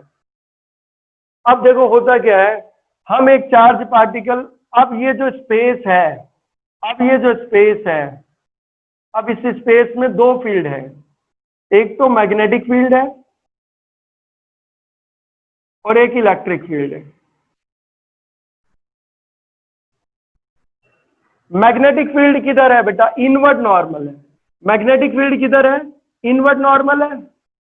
और इलेक्ट्रिक फील्ड किधर है? डाउनवर्ड डायरेक्शन में, वर्टिकल डाउनवर्ड डायरेक्शन में। तो ये क्रॉस फील्ड है, इसके अंदर क्या प्रेजेंट है? Cross field. क्रॉस फील्ड का मतलब क्या है? मैग्नेटिक फील्ड भी है और इलेक्ट्रिक फील्ड भी है, और दोनों एक दूसरे के क्या है? परपेंडिकुलर है। मैग्नेटिक फील्ड अंदर की तरफ और इलेक्ट्रिक फील्ड नीचे की तरफ। मैग्नेटिक फील्ड अंदर की तरफ, इलेक्ट्रिक फील्ड नीचे की तरफ, तो दोनों एक दूसरे के क्या हुए? परपेंडिकुलर हुए, तो क्रॉस फील्ड हो गए। अब इसके अंदर से कोई चार्ज पार्टिकल अगर मूव करेगा, मान लिया कोई चार्ज पार्टिकल इसके अंदर से मूव कर रहा है, कोई चार्ज पार्टिकल इसके अंदर से मूव कर रहा है, तो उस पर अब दो फोर्स लगते हैं, मैग्नेटिक फोर्स भी लगेगा और इलेक्ट्रिक फोर्स भी लगेगा। और दोनों फोर्स का जो नेट फोर्स होगा उसे लॉरेंस फोर्स कहते हैं। यानी मैग्नेटिक फोर्स और इलेक्ट्रिक फोर्स का जो वेक्टर सम है वो लॉरेंस फोर्स है। ठीक है, तो हम यहाँ पे देखते हैं, मान लो हमने यहाँ से चार्ज पार्टिकल की बीम डाली, यहां से हमने चार्ज पार्टिकल की बीम डाली, इसमें से चार्ज पार्टिकल की बीम डाली, तो मैं इसको होल को थोड़ा सा बड़ा कर दे रहा हूं ताकि तुम्हें समझ आए। बहुत छोटा होल होता है, मैं तो यहाँ बोर्ड में बड़ा कर रहा हूँ, ध्यान देने वाली बात है। ठीक है, वहां तो छोटा सा होता है बेटा ये। ठीक है, ये मैंने मैग्नीफाई किया, आप ये समझ लो। अब ये अलग अलग चार्ज पार्टिकल हो सकते हैं भाई, ये बीम में तो बहुत सारे चार्ज पार्टिकल हो सकते हैं। मान लो इस बीम में अल्फा पार्टिकल भी है, इसमें बीटा पार्टिकल भी है, इसमें प्रोटॉन भी है। ठीक है, तो अलग अलग पार्टिकल्स हैं इसमें। तो अल्फा पार्टिकल है, बीटा पार्टिकल है, प्रोटॉन है। क्या सब में फर्क होता है? सब में फर्क ये होता है, सब पे चार्ज अलग होता है। प्रोटॉन पे चार्ज ई होता है पर पॉजिटिव होता है। बीटा पार्टिकल पे जो चार्ज होता है वो भी ई होता है, फंडामेंटल चार्ज, पर नेगेटिव होता है। अल्फा पार्टिकल पे चार्ज 2 टाइम्स ई होता है पर पॉजिटिव होता है। यानी प्रोटॉन पे चार्ज प्लस ई है, अल्फा पार्टिकल पे चार्ज +2 ई है, बीटा पार्टिकल पे चार्ज -ई है। तो अलग अलग पार्टिकल पे अलग अलग चार्ज है, तो चार्ज की वैल्यू अलग अलग है। और बेटा मास की भी वैल्यू अलग अलग है। अल्फा पार्टिकल का मास अलग होता है, बीटा पार्टिकल का मास अलग होता है, और प्रोटॉन का मास अलग होता है। प्रोटॉन का जो मास होता है वो mp है, अल्फा पार्टिकल का मास जो होता है वो प्रोटॉन के मास से 4 टाइम्स ज्यादा होता है। बीटा पार्टिकल इलेक्ट्रॉन ही होता है तो काफी कम होता है। अलग अलग चार्ज पार्टिकल की वेलोसिटी अलग अलग हो सकती है। तो मान लो हमें उससे मतलब नहीं है, मान लिया कि इसमें अल्फा बीटा और गामा पार्टिकल्स हैं सारे के सारे। अल्फा बीटा गामा पार्टिकल नहीं होता, गामा इलेक्ट्रोमैग्नेटिक रहेगा। अल्फा बीटा और प्रोटॉन इसमें पार्टिकल, अल्फा बीटा और प्रोटॉन इसमें क्या है? पार्टिकल्स हैं। और मान लिया ऐसे है कि टोटल पार्टिकल कितने हैं? मान लो 20,000 अल्फा पार्टिकल है, 20,000 अल्फा पार्टिकल है, 40,000 जो है वो प्रोटॉन है, और जो है 50,000 मान लो प्रोटॉन है, और 30,000 जो है वो क्या है? इलेक्ट्रॉन है।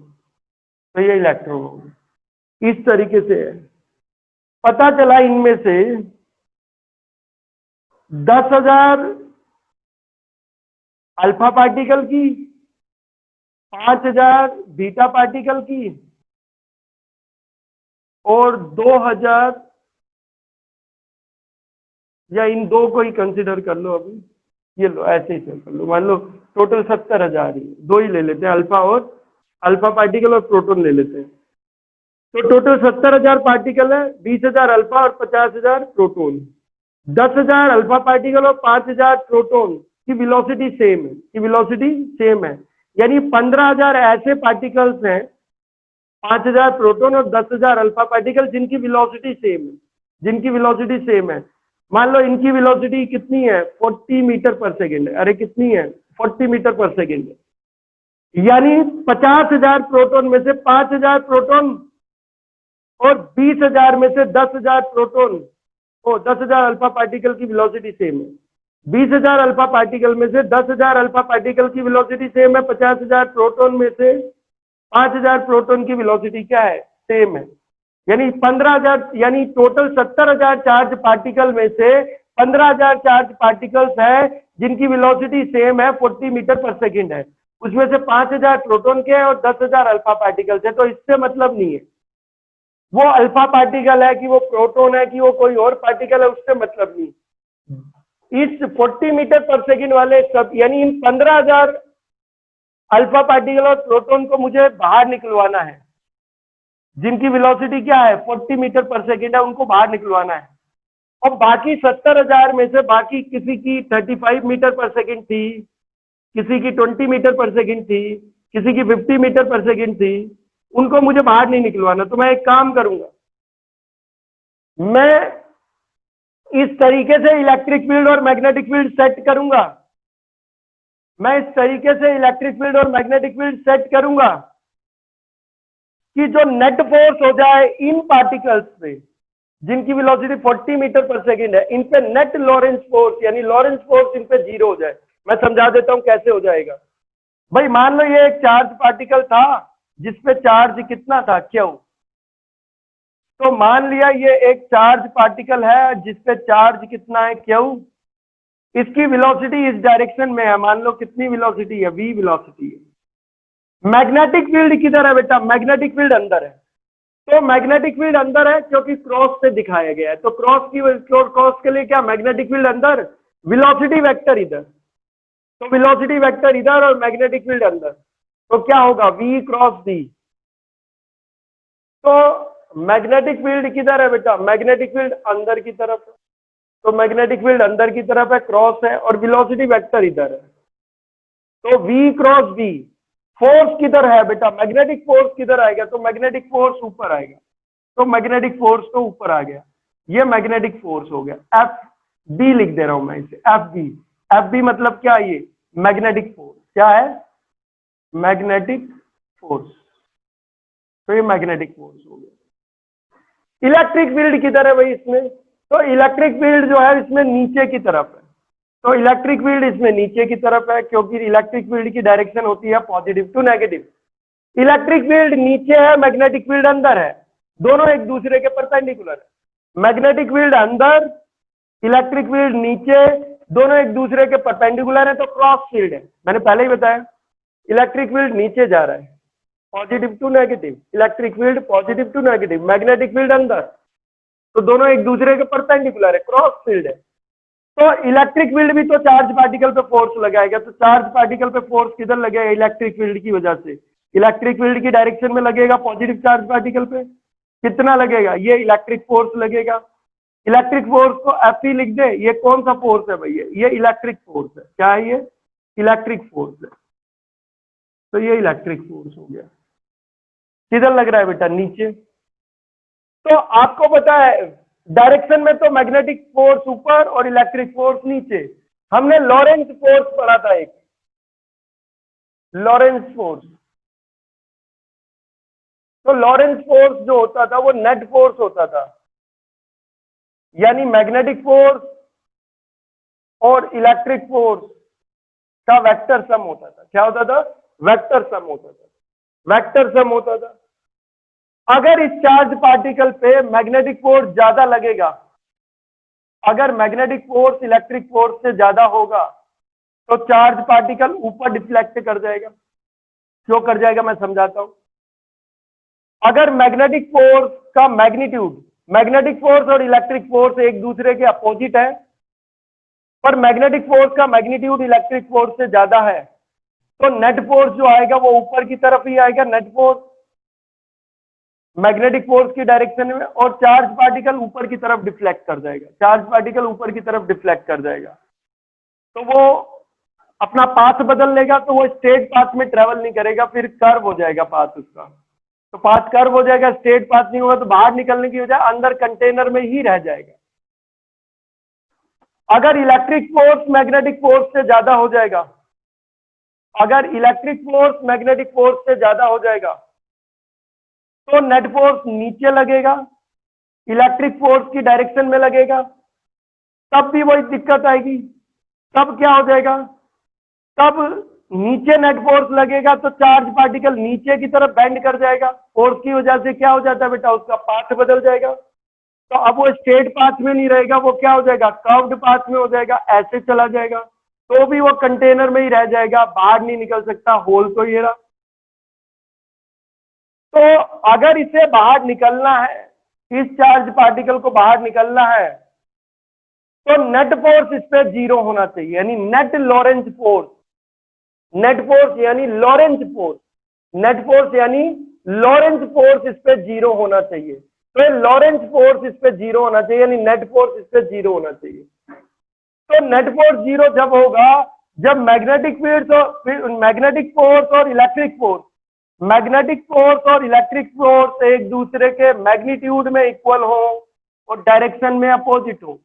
मैग्नेटिक फोर्स और इलेक्ट्रिक फोर्स एक दूसरे के मैग्नीट्यूड में इक्वल हो, डायरेक्शन में क्या हो, अपोजिट हो। तो मैग्नेटिक फोर्स और इलेक्ट्रिक फोर्स मैग्नीट्यूड में इक्वल है, डायरेक्शन में अपोजिट है, तब नेट फोर्स 0 हो जाएगा। देखते हैं कितना आएगा, नेट फोर्स कितना हो जाएगा, इसको इधर भेज देते हैं, तो यानी कितना हो जाएगा, ये -FB और ये हो जाएगा FE, यानी -FB और FE बराबर होने चाहिए। किसी वेक्टर के आगे माइनस आने का मतलब डायरेक्शन बदल जाएगी, क्या बदल जाएगी, डायरेक्शन।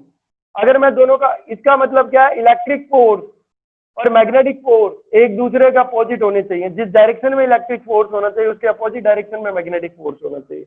मैग्नीट्यूड यानी मॉडुलस अगर लूं दोनों का, क्या लूं, मॉडुलस, तो मॉडुलस लूंगा तो ये हट जाएगा वेक्टर भी और साइन भी। तो मैग्नीट्यूड यानी मैग्नीट्यूड क्या होना चाहिए, इक्वल, और डायरेक्शन क्या होनी चाहिए, अपोजिट। तो नेट लॉरेंस फोर्स यानी नेट फोर्स 0 होगा। जब नेट फोर्स 0 होगा, तो नेट फोर्स 0 होगा तो ये पार्टिकल सीधा बाहर निकल जाएगा, ये पार्टिकल सीधा बाहर निकल जाएगा। तो ये 40 मीटर पर सेकंड वाली वेलोसिटी वाला पार्टिकल सीधा बाहर निकल जाएगा। वेलोसिटी कुछ भी हो सकती है, अभी मैंने 40 ली है। और जिनकी वेलोसिटी इससे कम या ज्यादा होगी, जिनकी वेलोसिटी ज्यादा होगी उस पर मैग्नेटिक फोर्स ज्यादा होगा तो वो ऊपर मुड़ जाएंगे। तो जिनकी 50 मीटर पर सेकंड है या 60 मीटर पर सेकंड है तो वो ऊपर डिफ्लेक्ट कर देंगे, किधर डिफ्लेक्ट कर देंगे, ऊपर डिफ्लेक्ट कर देंगे। और जिनकी वेलोसिटी इससे कम होगी, जिनकी वेलोसिटी इससे कम होगी, मान लो 30 मीटर पर सेकंड है या 20 मीटर पर सेकंड है, उनके लिए इलेक्ट्रिक फोर्स ज्यादा होगा, उनके लिए क्या होगा, इलेक्ट्रिक फोर्स ज्यादा होगा, तो नीचे बैंड कर जाएंगे, तो नीचे बैंड कर जाएंगे। तो जिनकी वेलोसिटी कम या ज्यादा है वो सब तो क्या हो गए, वेलोसिटी ज्यादा वाले ऊपर मुड़ गए, वेलोसिटी कम वाले नीचे मुड़ गए। जिनकी वेलोसिटी 40 मीटर पर सेकंड से ज्यादा थे उनके लिए मैग्नेटिक फोर्स ज्यादा हो गया तो ऊपर डेविएट हो गए, जिनकी वेलोसिटी 40 मीटर पर सेकंड से कम हो गई वो नीचे डेविएट हो गए क्योंकि इलेक्ट्रिक फोर्स ज्यादा हो गया। ठीक है, नेट फोर्स 0 किसके लिए था, जिसकी वेलोसिटी 40, वो सीधा निकल जाएगा, वो अपने पाथ को डेविएट नहीं करेगा, अनडिफ्लेक्टेड निकल जाएगा। ठीक है, उसके पाथ का डेविएशन नहीं होगा, डिफ्लेक्ट नहीं होगा। तो अगर हम उस हिसाब से देखें तो उस हिसाब से क्या है, इलेक्ट्रिक फोर्स देखो कितना होता है। तो किसी भी चार्ज पार्टिकल पे जो इलेक्ट्रिक फोर्स होता है वो होता है चार्ज इंटू में इलेक्ट्रिक फील्ड। क्या होता है, चार्ज इंटू में इलेक्ट्रिक फील्ड, उसको इलेक्ट्रिक फोर्स बोले। तो Fe जो होता है वो चार्ज इंटू में इलेक्ट्रिक फील्ड होता है, ये आपका इलेक्ट्रिक फोर्स होता है। फोर्स ही है, इलेक्ट्रिक फोर्स के सिंबल के लिए Fe यूज किया, वो होता है चार्ज इंटू में क्या है, इलेक्ट्रिक फील्ड। तो Fe कितना हो गया बेटा, चार्ज इंटू में क्या है, इलेक्ट्रिक फील्ड, यही है। और मैग्नेटिक फोर्स की बात करें तो मैग्नेटिक फोर्स होता है QVB sin theta, QVB sin theta. तो QVB sin थीटा ये मैग्नेटिक फोर्स होता है। Q होता है चार्ज, तो QVB sin थीटा। Q तो चार्ज है, V और B, V velocity vector, B magnetic field. Velocity और मैग्नेटिक फील्ड एक दूसरे के परपेंडिकुलर होते हैं वेलोसिटी सेलेक्टर में, तीनों एक दूसरे के परपेंडिकुलर होते हैं। इलेक्ट्रिक फील्ड, मैग्नेटिक फील्ड और वेलोसिटी वेक्टर तीनों एक दूसरे के म्यूचुअल परपेंडिकुलर होते हैं। और नेट लॉरेंज फोर्स क्या होना चाहिए, 0 होना चाहिए। तो कितना है, मैग्नेटिक फील्ड किधर है, अंदर की तरफ है, वेलोसिटी वेक्टर इधर है, तो थीटा कितना हो गया 90, sin 90 कितना होता है 1। तो मैग्नेटिक फोर्स आ गया QVB। तो मैग्नेटिक फोर्स लिख देते हैं QVB, यही है। तो चार्ज से क्या कैंसिल हो जाएगा बेटा, चार्ज से चार्ज कैंसिल हो जाएगा, तो V किसके बराबर हो जाएगा, E/B, किसके बराबर हो जाएगा, E/B, ये आ गया। तो इलेक्ट्रिक फील्ड अपॉन में मैग्नेटिक फील्ड के रेशियो में जिसकी वेलोसिटी होगी वो चार्ज पार्टिकल पे नेट लॉरेंस फोर्स 0 होगा और वो अनडिफ्लेक्टेड होंगे, तो जैसे इलेक्ट्रिक फील्ड ले लिया मैंने, क्या ले लिया, इलेक्ट्रिक फील्ड जो मैंने ले लिया वो ले लिया मैंने 160 न्यूटन पर कूलम। इलेक्ट्रिक फील्ड कितना ले लिया बेटा, 160 न्यूटन पर कूलम। और जो मैंने मैग्नेटिक फील्ड ले लिया वो ले लिया 2 टेस्ला या 4 टेस्ला, मैंने ले लिया 4 टेस्ला। तो इलेक्ट्रिक फील्ड है 160 न्यूटन पर कूलम और मैग्नेटिक फील्ड हो गया 4 टेस्ला।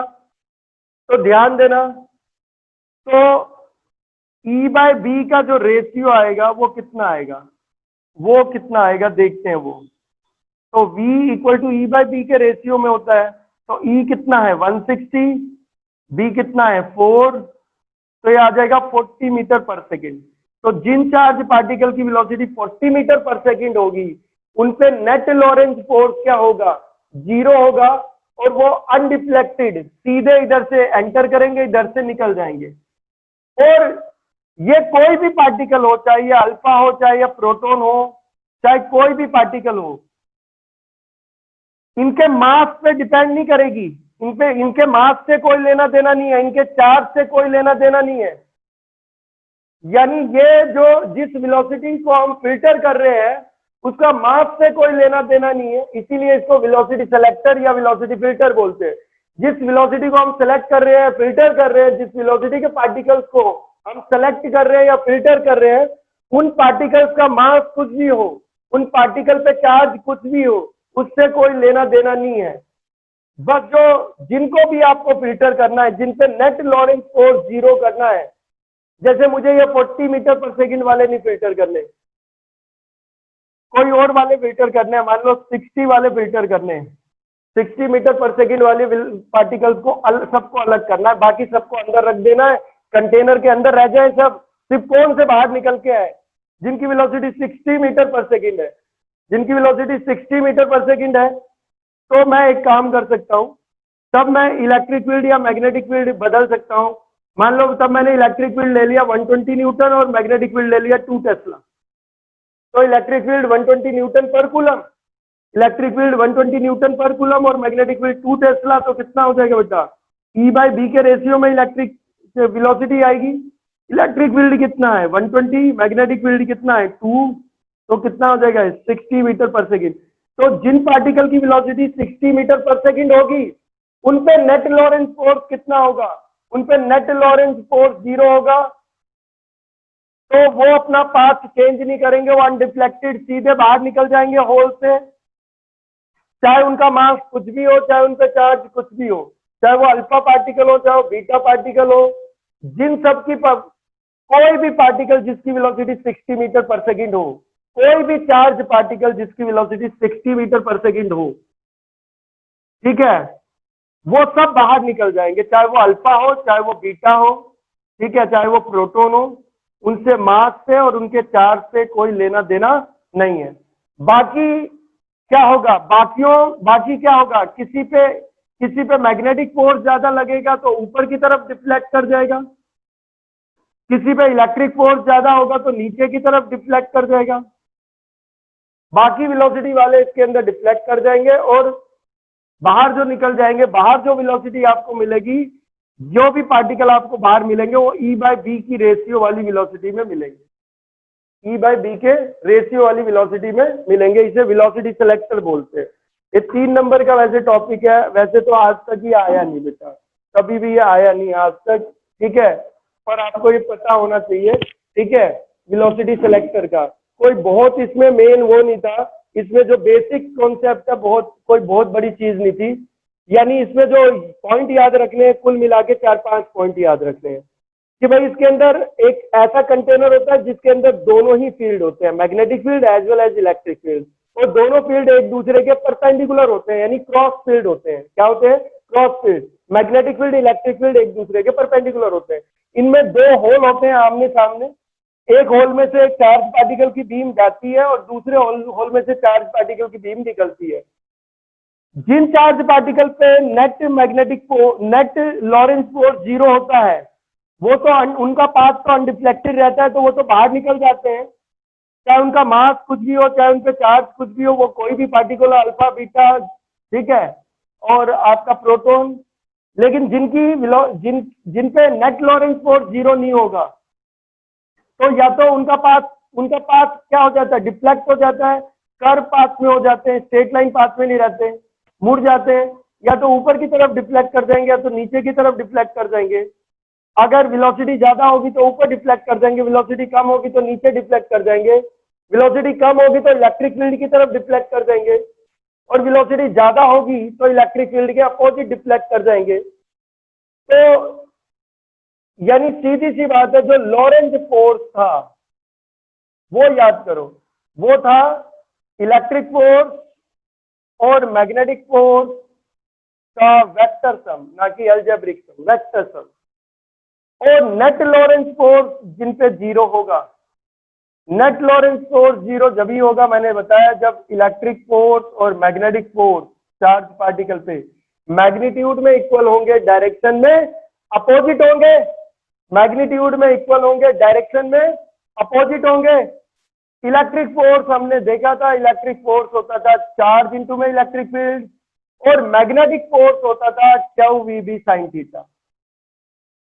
हमने देखा velocity vector, magnetic field electric field भी एक दूसरे के परपेंडिकुलर, और वेलोसिटी वेक्टर दोनों के ही परपेंडिकुलर, तीनों एक दूसरे के म्यूचुअल परपेंडिकुलर है, वेलोसिटी वेक्टर, मैग्नेटिक फील्ड और इलेक्ट्रिक फील्ड। और वेलोसिटी वेक्टर मैग्नेटिक फील्ड के बीच में एंगल कितना है, 90 sin 90 कितना होता है, 1 होता है, क्योंकि वेलोसिटी वेक्टर मैग्नेटिक फील्ड के परपेंडिकुलर है। तो देखो, चार्ज से कोई लेना देना नहीं, यानी वेलोसिटी सेलेक्टर का कोई चार्ज से लेना देना नहीं है।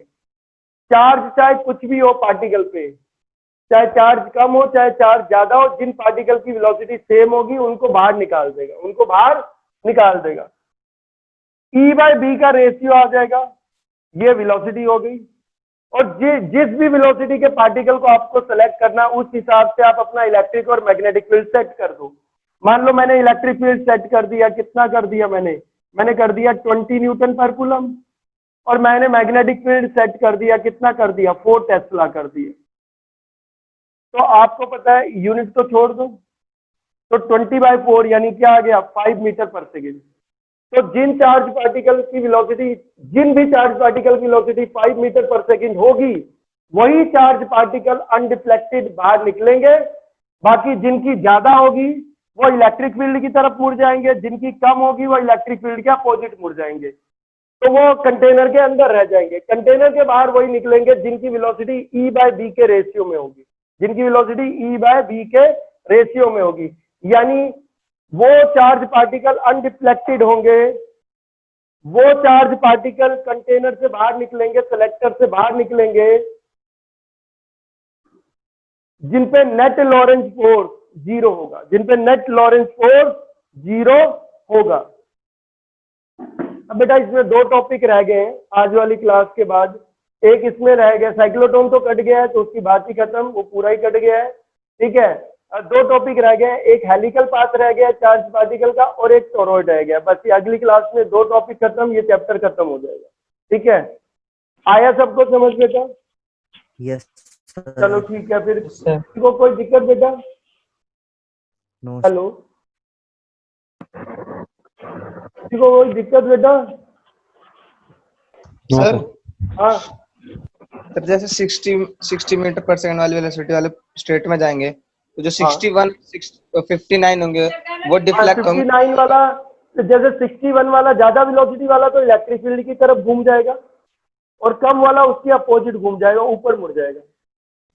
ओके। जैसे जिसकी 61 होगी वो इलेक्ट्रिक फील्ड की तरफ बाइंड कर जाएगा, क्योंकि उस पर इलेक्ट्रिक फोर्स ज्यादा हो जाएगा, तो उस पर नेट लॉरेंस फोर्स 0 नहीं होगा, तो इलेक्ट्रिक फील्ड की तरफ मूव कर जाएगा, घूम जाएगा, कर्व पाथ में हो जाएगा, तो इलेक्ट्रिक फील्ड नीचे है तो नीचे मुड़ जाएगा। और जिसकी कम है 59 है, तो उसमें मैग्नेटिक फोर्स जो है वो, उस पर ध्यान देना। एक मिनट मैंने क्या बताया है, जिसकी वेलोसिटी ज्यादा होगी वो ऊपर चला जाएगा, सॉरी वो ऊपर चला, जिसकी वेलोसिटी ज्यादा होगी उसमें मैग्नेटिक फोर्स ज्यादा लगेगा तो वो ऊपर मुड़ जाएगा। तो जिसकी 61 होगी तो उसमें मैग्नेटिक फोर्स ज्यादा लगेगा तो net Lawrence force magnetic force की डायरेक्शन में लगेगा तो ऊपर बेंड कर जाएगा, तो ऊपर मुड़ जाएगा। और जिसकी वेलोसिटी कम होगी, 60 से कम होगी, जैसे 59 होगी, तो उस पे क्या हो जाएगा बेटा, उस पे इलेक्ट्रिक फोर्स ज्यादा लगेगा तो इलेक्ट्रिक फोर्स की तरफ बेंड कर जाएगा, तो वो नीचे की तरफ बेंड कर जाएगा, अपोजिट बेंड कर जाएगा। आगे समझ सर। आया बेटा, सबको समझ? Yes sir. चलो Yes, ठीक है sir. बेटा, फिर हाँ बेटा, हेलो, यस सर, आ गया समझ। ठीक है बेटा, तो क्लास एंड करते हैं। किसी को कोई दिक्कत है? सर आपने टेस्ला की जगह टेल्सर लिखा है। अब कोई नहीं यार, इतना तो तू अब देख पढ़ लिख लिया, तू तू समझदार हो गया। अच्छा, अरे आया सबको बेटा?